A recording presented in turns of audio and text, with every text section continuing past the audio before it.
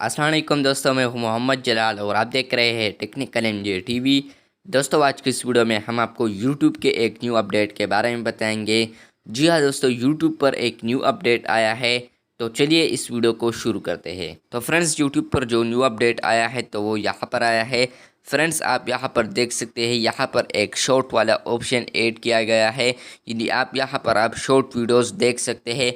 इसके अलावा यहाँ पर एक्सप्लोर बटन था, तो एक्सप्लोर बटन को यहाँ पर लाया है।